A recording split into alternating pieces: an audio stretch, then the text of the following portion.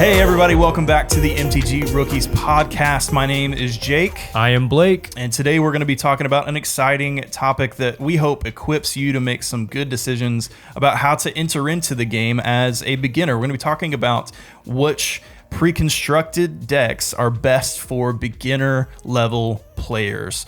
Blake, why do we want to talk about this? Yeah, so I mean, our channel, we really want to focus on bringing new players into the game and giving helpful information for those who are just starting to play Magic. And Precons, the pre-constructed decks, are a great way for new players to get a deck and just start playing immediately. Yeah.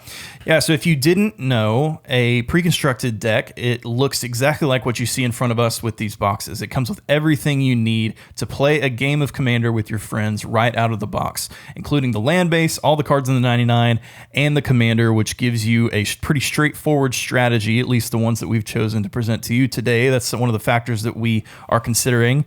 And why should a beginner go with the pre-constructed deck? All of those reasons are included there. It gives you everything you need to play right out of the box. It's typically cheaper than if you went out and tried to buy all the cards, all the singles by themselves. Right. So you get a lot of value out of just buying it all at once. You don't have to pay for shipping. You can go and pick it up at your local game store or another store if you want to find it for a little bit better value. And then it's just everything you need right here. So some factors that we considered as we put together this list, which is a top 5 essentially of recent precons, so just within the last couple of years, that we think are very beginner friendly. Right. So number 1, simplicity. We considered, is this game plan from this pre-constructed deck, is it easy to understand and execute? Right, making sure it's not too complicated, not too many moving parts, that anyone who's just new to the game can pick it up, easily understand what's going on and what they're trying to do, and execute on that game plan well. Yeah, 100%. Secondly, and these are in no particular order, but power level.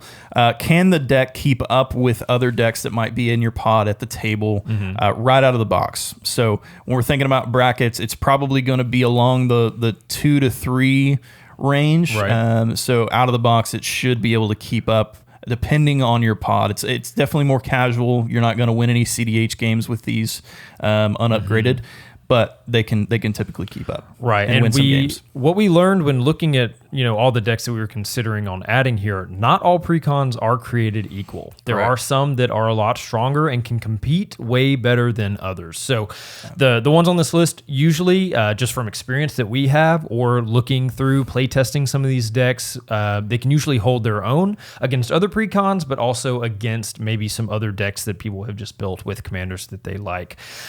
Third thing we're looking at, are these decks fun to play? Do you enjoy picking up this deck and playing it, or is it just, I'm throwing some cards, I'm throwing some creatures, it's fine, I guess?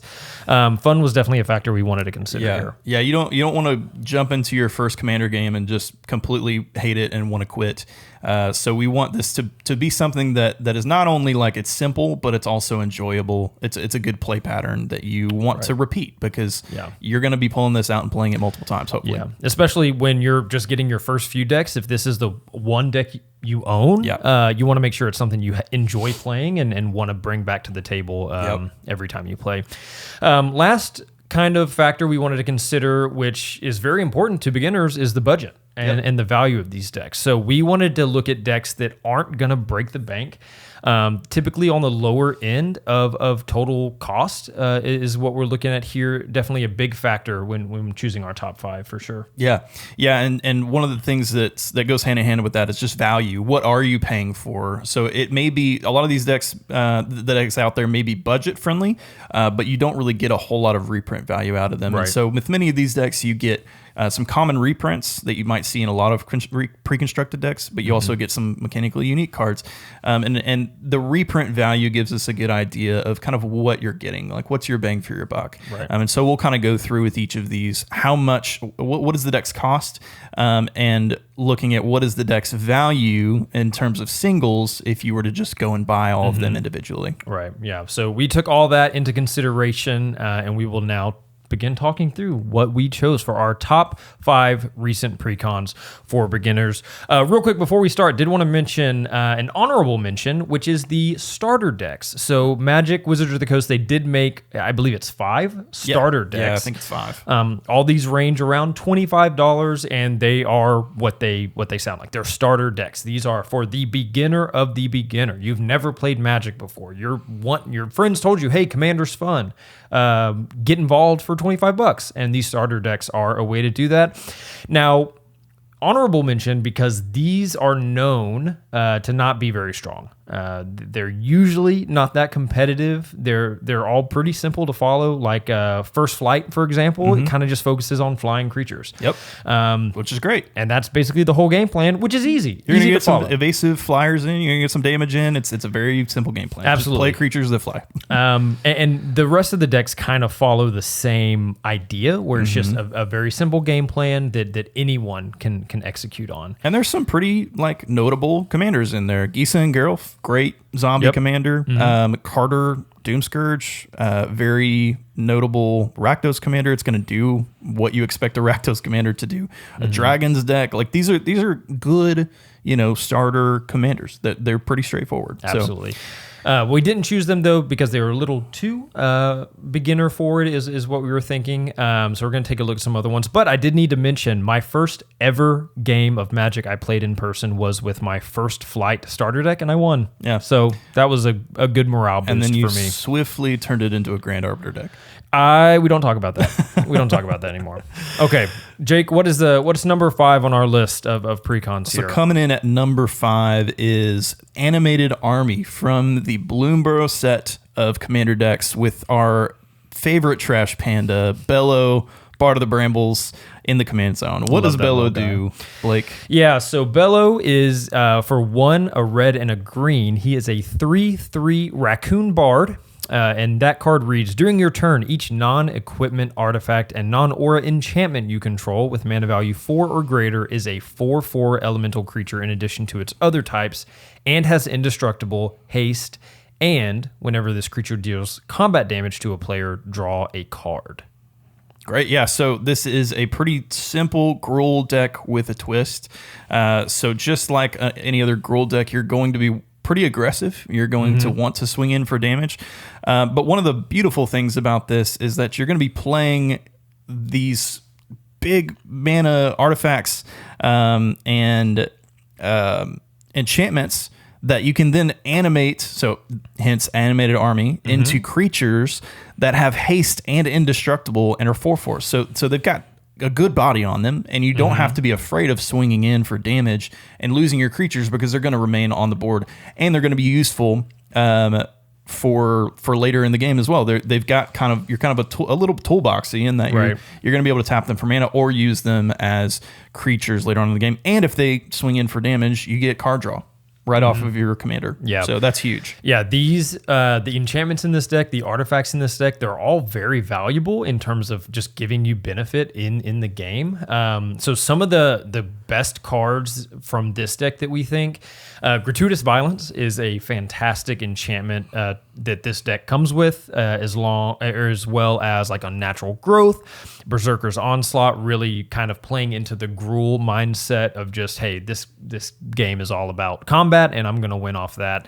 One thing we did notice, if you have Gratuitous Violence and Unnatural Growth and Berserker's Onslaught on the battlefield, as well as Galta, you could produce 96 damage just from Galta on your turn. The only kind of drawback I would say is that those enchantments and artifacts are no longer creatures on your turn, so it could be a little lacking as far as blockers go, because really, I mean, Animated Army, it's an army, it cares about combat, and your defensive army isn't that great on your turn. You got to make sure you have other creatures out on the battlefield to be able to block with. Otherwise, your big creatures that you're swinging with every turn, I mean, they're not going to be able to block with. So that's something to be cognizant of here. For sure. A few positives to end this one on. It is a 3 mana costed commander, and so it's very smooth on the mana curve. You're going to cast that for 3 and then want to put out some of those 4 mana costed enchantments and artifacts to be able to get your strategy going. And then there's also just the flavor of a Bloom Burrow deck. It's just so fun, and you can encourage. I mean, our wives love this deck as well. It's just like, hey, there's some forest critters that you can throw in here, and Galta's a dinosaur. There's a cat chariot that every single time it hits the battlefield, my wife is like, oh, so cute. Love that. So there's a lot of appeal there. It's a very charming deck for sure. Yeah. You can pick up Animated Army right now. It's going for about $38. So not that bad. Pretty cheap, easy pickup. Value-wise, it has about $118 worth of cards in it, excluding the basic lands. So pretty decent pickup. It's on the higher end of value on our list. So very, very good. Very good value there. Absolutely.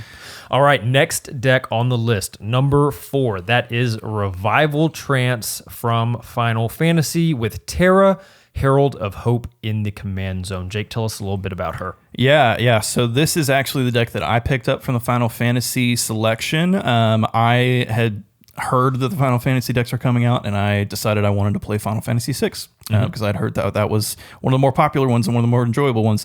And so I just loved the flavor of this deck, love Terra in the command zone. So Terra reads, she has the ability, she's 3 mana in Mardu. She's a 3/3 human wizard warrior, has the ability Trance. At the beginning of combat on your turn, mill 2 cards. Terra gains flying until end of turn. And whenever Terra deals combat damage to a player, you may pay 2 mana. When you do, return target creature card with power 3 or less from your graveyard to the battlefield tapped. So the great thing about Terra is that she supplies the fuel with the mill to get creature cards in your graveyard, and also enables the strategy with reanimation. And so you really have everything that you need printed on the commander. It's a very straightforward play pattern. And she gives herself evasion as well, so you don't really have to worry about getting in combat damage, at least early in the game, to enable your strategy. So the main game plan here is you're gonna want to self mill with Terra or through other means. A lot of creatures with power 3 or less, and you're gonna reanimate them with Terra's ability. And typically you've got creatures that have great ETB effects. So, for example, one of the more fun cards that I love playing in this deck is Siegfried, Famed Swordsman. So he is a card with Menace that you can reanimate because he's power 3 or less. And when he reanimates, he gets +1/+1 counters on him equal to the number of creature cards in your graveyard, I think ×2. So he can be a massive menacing threat on the board, even early in the game, if you manage to reanimate him and get a good hit on that mill. Right. So a couple of great reprints in here. You've got Reanimate, which is actually an $8 just staple in reanimation decks, graveyard decks. And then Rise of the Dark Realms is a great win con in decks like this, where you are filling up your graveyard. You've likely toward the end of the game, when you're able to cast this, other opponents have lots of things in their graveyard, and you just get to bring everything out onto your battlefield. And it's a big, massive win con. It's dirty. And you're hopefully going to win the game at that point. Yeah, right. What I would say about Terra, I don't think I've personally played Terra yet, but every time I've played Terra against you, it does what it's supposed to do. It's very consistent. It does what it's supposed to do every single time, and it does it well. Yeah, so super consistent. If you're a new player and you want to try Graveyard Recursion, I would say Terra's honestly, as far as Precon goes, one of the better choices that you could do. Yeah, absolutely. This is definitely a learn to play with your graveyard type of commander. Right. One of the great things about graveyard decks is that you've got a full other hand essentially with your graveyard, and you're able to reanimate things. And you also have other ways of reanimating things outside of just Terra, like we said with Reanimate and Rise of the Dark Realms. So it's a great way to learn to play that way. Right now, Terra's coming in. This Revival Trance Precon costs about $32. And on Architect, it's around $96 worth of cards in the 99 cards total, not counting basic lands. So you get some pretty decent value out of that, about $60 worth beyond what you're paying. So pretty great Precon, I would say. I would say so. Does it well. All right, number 3 on our list, that is going to be the World Shaper Precon from Edge of Eternities. In the command zone for this one, we have Hearthhole, the World Seed. That is a spacecraft, which is a new card type from Edge of Eternities. Cost a 1 colorless, black, red, green. It is a 6/7 once. It is fully stationed. So this card reads Station. So Station is a mechanic where you tap another creature you control and put charge counters equal to its power on this spacecraft. And as you add more charge counters, kind of more abilities unlock from that spacecraft. So at 2 or more, you get pay 1, tap, sacrifice a land, draw 2 cards. You may play an additional land this turn. And at 8+ charge counters, the spacecraft becomes a creature. It has flying, vigilance, and haste, is a 6/7, and has whenever you sacrifice a land, each opponent loses 2 life. Good commander. Pretty insane, actually, when you think about it. It has some pretty incredible abilities just by stationing it with 2+, and then a 6/7 body, flying, vigilance, haste once you station it plus 8. So the main thing with this deck is just understanding what station is right off the bat, which isn't too difficult once you get the hang of it. And then the main game plan is going to be playing and sacrificing lands just to get various benefits, including burn, which is on the commander. So you're making opponents lose 2 life each time you sacrifice a land, which there are many, many different ways to do this in the 99 of this deck. And then there's a lot of landfall payoffs in this deck as well. So one such payoff is Omnath Locus of Rage, which is one of the banger reprints in this deck, which gives you a 5/5 elemental creature token each time a land hits the battlefield. And there's, in this deck specifically, there's many turns where you're playing more than one land, sometimes 100%. 3 to 4 lands in one turn. Right. And if you have Omnath out, that's just 5/5 bodies for each land, which is great. You're often not even having to spend a whole lot of any mana really to get that going. Think about you play an Evolving Wilds or any other variant of an Evolving Wilds that you can have more than one of. So there's that print run of lands that sacrifice immediately when they come in, I believe from Streets of New Capenna. And you go to get a basic, and so you get 2 landfall triggers off of that, and you get the sacrifice trigger as well. So that's just massive value just by playing a single land. But then you also have cards like Harrow that you have to sacrifice a land as an additional cost, and then you go get 2 additional lands. And so it's the same effect, but you're ramping at the same time. Right. Yeah. This deck, I feel like, is very synergistic with itself. They did a good job in picking the deck list of just cards that work really well with each other. And it's a bunch of different effects that Hearthhole is really feeding off of, and it does it well. I think. Is this the best landfall deck ever? No, but is it fun to play a lot of lands, sack lands, deal damage, and then also get other payoffs? For sure. It's very fun. It's very Jund. It is what Jund wants to do. And some other notable reprints in this deck: Braid's Arisen Nightmare, fueling that sacrifice strategy. The Gitrog monster, which does the same thing with lands. Big Frog, just super great. Oracle of Moldiah, which lets you play additional lands on your turn. And Corvold Fakehurst King, which is just an insane commander in its own right, allowing you to fuel that sacrifice strategy and get bigger payoffs out of it as well. So World Shaper right now is sitting at about $55 off the shelf. And reprint value is looking at about $105 in total. So getting some pretty good value out of this one as well. So I would totally recommend that as a pickup. It's one of the newest precons, and so it should be highly available wherever you can find it. Yeah, should be able to walk into a Best Buy and find this one, which is part of that factor that we considered. So yeah, that is number 3 on our list. And moving on forward, we are now up to number 2. And that's going to be Temur Roar from Tarkir Dragonstorm. There it is. Tarkir Dragonstorm. Can never remember the full name. We are very familiar with the Tarkir Dragonstorm decks. We bought all of them when they came out. We loved this set, and we played them all against one another a ton. And so Temur Roar is one of the the best ones out of that. Probably the best. I think hands probably down, hands down the best Precon out of that bunch. And so this is helmed by Urini of the Unwritten in the command zone. Urini costs 4 colorless plus teamer, so green, blue, red. Urini is a 7/7 spirit dragon, and she reads, Flying Trample. Whenever Urini enters or attacks, look at the top 8 cards of your library. You may put a dragon creature card from among them onto the battlefield. Put the rest on the bottom of your library in a random order. So you are getting your commander out, gets an enter trigger, getting another huge dragon out, hopefully. This one does not whiff very often. It has a ton of dragons in it. And you get to look at the top 8. So if you're whiffing, you might be doing something wrong. Right. But it may happen rarely. But that is insane value. I realize it is a 7-drop commander, but there's also a lot of different ways to ramp in this deck. So you'll get there quicker than you think.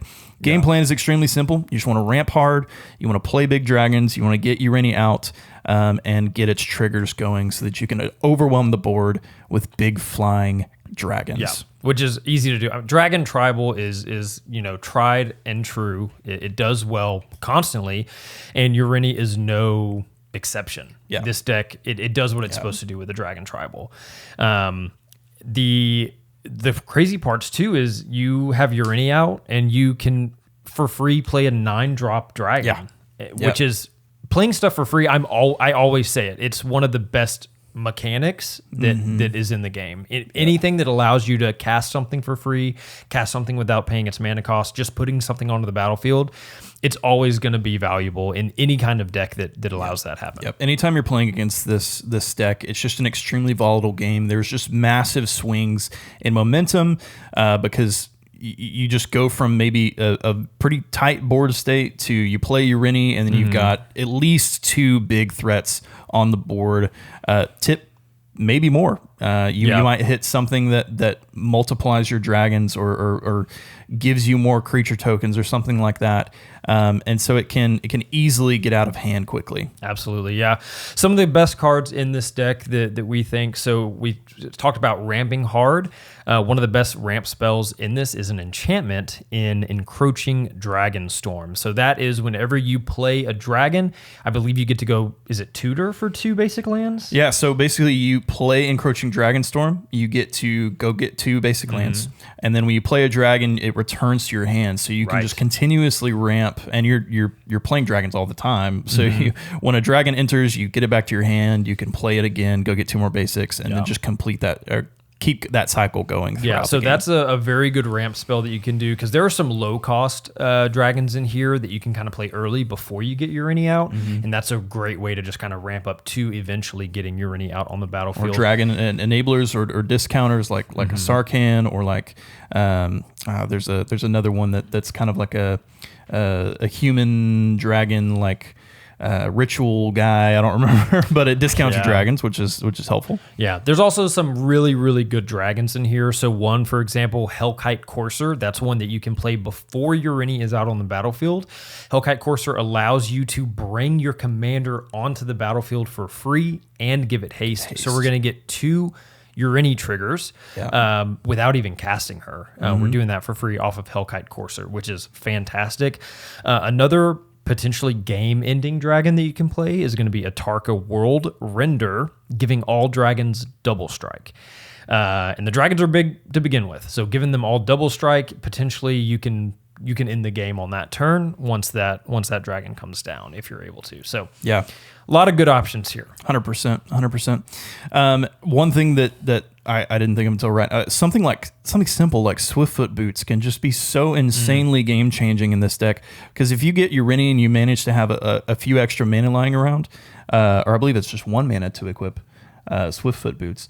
So if you get Swiftfoot Boots on Urini and attack that same turn, you get 2 triggers, just like Blake was saying with Hellkite Courser. And so again, just completely game changing out of nowhere. So Team Aurora right now just had a massive drop in price. Actually, it had been sitting around the 80 to 90 range, fairly holding there for a while, and it just dropped within the last week to around $60. And its reprint value is the highest out of our entire list that we will present today at $146. And so that is some pretty insane value. You get some great dragon reprints. Urini herself is about $25 for that card alone. So this is well worth the price off the shelf. Absolutely. I would recommend this to any beginner if they're able to get their hands on it. Yeah. It's a powerful deck. It's going to be competing with other decks that are bracket 3. Honestly, it can. Yeah. I would say it can compete with some bracket 4 decks. It's just great out of the box, and it's one of those decks that you can upgrade it very easily to make it just that much more of a threat. Yeah, and it's insanely fun. Who doesn't love playing big dragons and swinging in for damage? I know I do. That's huge. Okay, so we have gone through the list. We are now at number 1, and surprise, surprise, it's all the decks from Lost Caverns of Ixalan. That is our pick. Yeah. That set, in my opinion, best precons to do it. Yeah. So, I mean, we toyed around with, hey, what could be our number 1? Pantlaza and the Velociraptor deck was definitely there, but we also just took a step back and we said, hey, all of these precons are great right out of the box, and they're sitting at a great price. You can actually get all of them right now for I think $130. Yeah. Which is insane. Like, you can just take that money. You've got a group of 4 friends who want some new decks maybe, or are brand new to the game, and you get some great decks right off the shelf for a really great price. So let's go through them just one by one. Yeah, let's start off with like Ahoy Mateys and Explorers of the Deep real quick. Great. So these are going to be the 2 that I would say are on the least competitive side of the 4, but they all hold their own. So for example, Ahoy Mateys, Pirates Tribal. This deck is trying to steal other people's stuff and create treasures. So for that, we have Admiral Brass Unsinkable in the command zone. She is 2 colorless, a blue, black, red, a 3/3. And she reads, when Admiral Brass Unsinkable enters the battlefield, mill 4 cards. At the beginning of combat on your turn, you may return target pirate creature card from your graveyard to the battlefield with a finality counter on it. It has base power and toughness 4/4. It gains haste until end of turn. Yeah. So again, this focuses on stealing other people's things, creating treasure tokens. It has a little bit of play with the graveyard. So this is pure Grixis shenanigans. So blue, black, red, great colors for this. Has a good amount of graveyard recursion in the 99, which is awesome. I mean, you're pulling a pirate card to the battlefield every combat. Yep. So this I would say it's not the absolute most consistent with filling the graveyard, but I mean, you're milling 4 when Admiral Brass comes in. You have other cards in the deck that are allowing you to send stuff to the graveyard, and having a lot of the pirates are coming back stronger as 4/4s because a lot of the pirates in this deck are less than that. So they're coming back stronger with haste. They're immediately being able to be swung. And that's very valuable here. Yeah, there's a lot of one of the interesting things about this game plan that isn't super present in the ones that we've talked about so far is that pretty much every game you play is going to be different because there's going to be different things on the board that you're going to want to go steal. And so really with some of these cards that you're playing in the 99, they allow you to take control of other creatures until end of turn or sometimes even permanently. Right. I mean, so you play those and you look across the board and you say, okay, what's the most valuable thing I could possibly take onto my side from now, and you could be sitting across from a 2020 Trampler, for example. And you take that, and suddenly the game swings your way. And so that just creates a massive spectrum of potential play patterns, and so that makes this a very interesting and replayable commander. But on its face is very simple mechanics, has easy upgrade options. Some of the notable reprints in this deck: Black Market Connections, which is just a staple for really any black deck. Great, very valuable great card. options off of that modal enchantment that really doesn't have a whole lot of drawbacks except for the life loss, which you can manage. Right. And then Coercive Recruiter, which is stealing other people's best creatures and sending them right back at them. What I've noticed about this deck is I try to get Coercive Recruiter onto the battlefield every chance I get See it every because time. pulling other pirates from the graveyard every turn, so you're going to get to steal at least one thing per turn. Yep.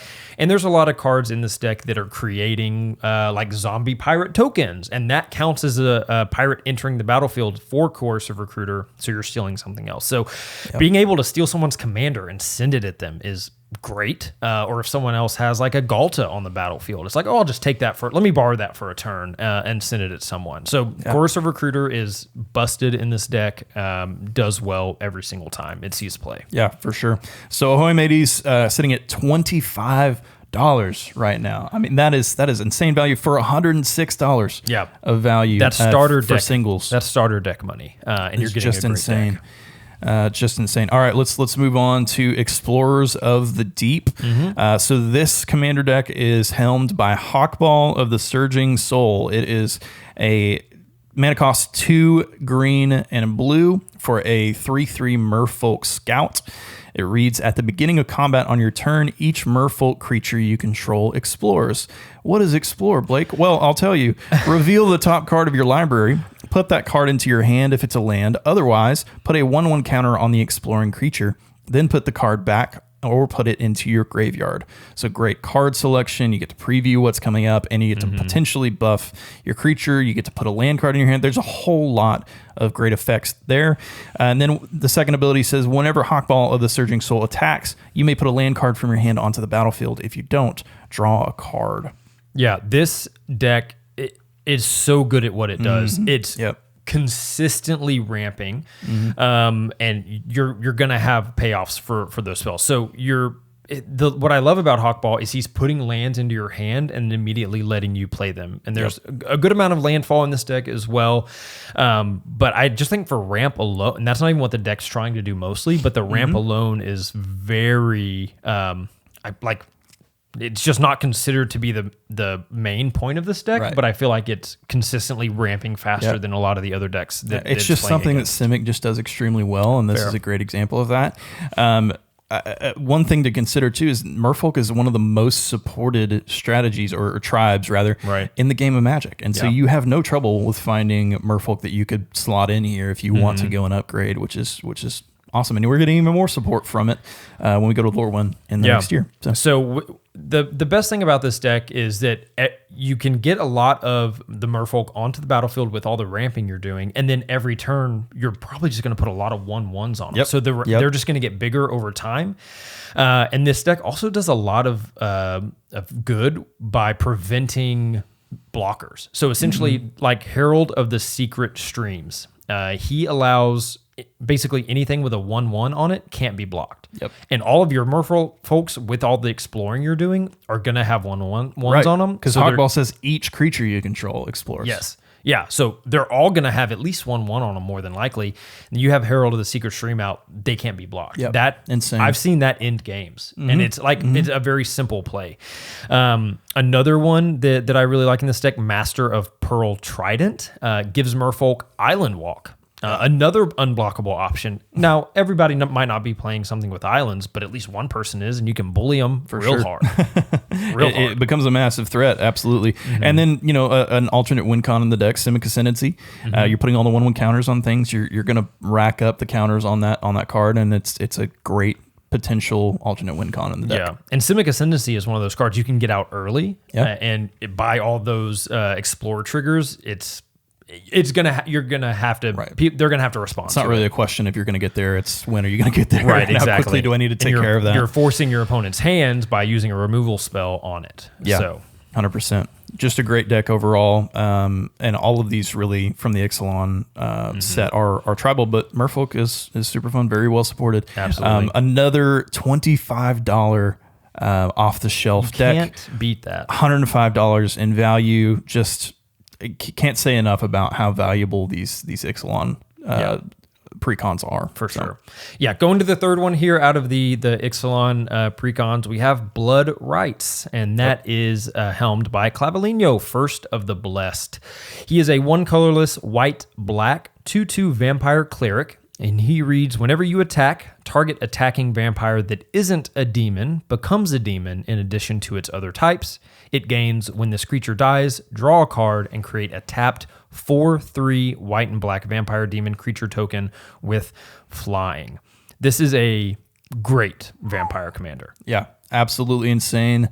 The threat. You played this deck a lot when I was first learning, and the threat of hey, if I kill this creature, it's just going to turn into something bigger. Right. Is just, it's tough to handle. It's tough to know how to navigate. And so it made it really interesting to play against. And I'm sure super fun to pilot. I actually started building a vampires deck with a different commander, and I was like, I'm just gonna build Clavileno instead. He's too good. He's just super fun. Low casting cost at 3 mana means you can start getting this game plan online quickly. There's a lot of low casting cost vampires that you can get out early and start attacking with them. As well as just vampires come with evasion. Typically, a lot of them are flying. Yeah, and they have very good other effects, including like lifelink and death touch and things like that you can easily get in for damage. But you can also, again, threaten the table with that possibility of bringing in something with a bigger body if those things die. Right. Yeah. There's a lot of, it's another tribal. All these decks from Ixalan are really, really tribal. So there's a lot of really good vampire synergies here. A lot of, other vampires you control get Anthem effects. Yeah. A lot of Anthem effects here that just stack up over time. Not to mention your own ability to potentially sack your creatures to give yourself those big body demons. Right. Rather than just waiting on your opponents to get rid of them. Yeah. It's great. Vampires, Orzhov, a lot of value here. A lot of pinging, life drain, life gain kind of stuff, which you love to see. And then you have a big army of big vampire demon flyers, which is menacing for sure. For sure. Some notable reprints here. Exquisite Blood is reprinted in this deck, which by itself I think is an $18 or $19 card. Really? Okay, yeah. And that just... I believe it's whenever opponents lose life, you gain that much life is what Exquisite Blood is. Well, 1/2 of an infinite combo right there. Oops. So pretty easy to make this deck very competitive. And it's just, one other card to add. But even by itself, Exquisite Blood does work. Yeah. You have Blood Artist as another notable reprint, just a staple for any life gain, life drain deck. Also a vampire, gaining life, pinging others for creatures dying, which is what your deck wants to happen. And everybody else's creatures are going to be dying at some point along the way. And so you have a great payoff for that. Yeah. So another good thing, because these demons are entering tapped, if you have something that lets you sack just like at instant speed, doing that right before your turn starts, sacking a bunch of vampires to turn them into those demons, and then being able to attack with them that very next turn is very strong, potentially a game ender. But yeah, Clavileno rules very, very strong. Right now, you can pick Blood Rights up for about $45 with $127 worth of reprint value. So definitely getting a lot out of those cards. You're getting Exquisite Blood by itself, which is great. Yeah. Yeah, highest reprint value out of this bunch. And the last of the set, we're going to talk about Velociraptor, helmed by Pantlaza Sunfavored. This is the first deck that I played when I was picking up Magic, and it helped me to fall in love with the game. Yep. Because, man, who doesn't love a good dinosaurs deck? It's just one of the best tribes out there. Just scratches that little itch in your brain. It really does. And man, just even the art on Pantlaza is just so glorious. Like he's just, I love that. He's living his best life. Love him. Right there. So Pantlaza Sunfavored, for 2 red, green, and white mana, you get a 4/4 dinosaur. Pantlaza reads, whenever Pantlaza Sunfavored or another dinosaur enters the battlefield under your control, you may discover X, where X is that creature's toughness. Do this only once each turn. So discover is exile cards from the top of your library until you exile a non-land card with mana value. Oh my goodness. Hold on. All right. So discover, this is exile cards from the top of your library until you exile a non-land card with that mana value or less. Cast it without paying its mana cost, or put it into your hand. Put the rest on the bottom in a random order. Yeah, so Pantlaza is pretty simple. all you're wanting to do is play not vampires. We talked about that last turn. Dinosaurs, but then with those dinosaurs, you're getting to play other stuff for free. Yep. And a lot of dinosaurs are pretty thick. They got some good toughness, and it's similar to Cascade, kind of.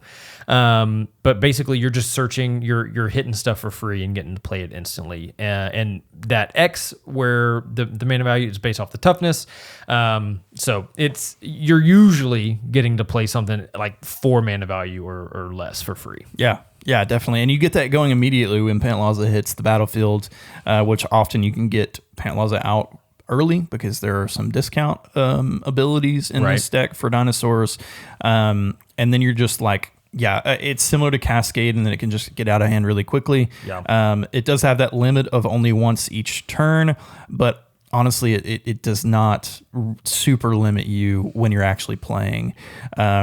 So it's just an extremely valuable. If it didn't have that on it, it would be extremely broken, and everybody would agree that this would be maybe the best commander ever. But so there's a reason for that. So trust us there. So some notable cards in here, some really fun cards to play in the 99. Temple Altasaur basically makes your dinosaurs indestructible. Preventing all but 1 damage to dinosaurs. That great protection. Has saved me a lot of times when playing this deck. Just having that out, people are like, I'm not even going to swing at you because there's no point. Yep. So that's great. Temple Altasaur is great in this deck.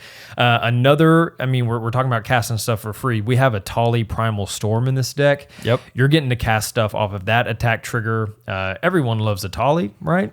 Yeah. And this is just, I think being able to play stuff for free, in my opinion, is one of the best things you can do. It's gonna be bring the most value to decks you can play.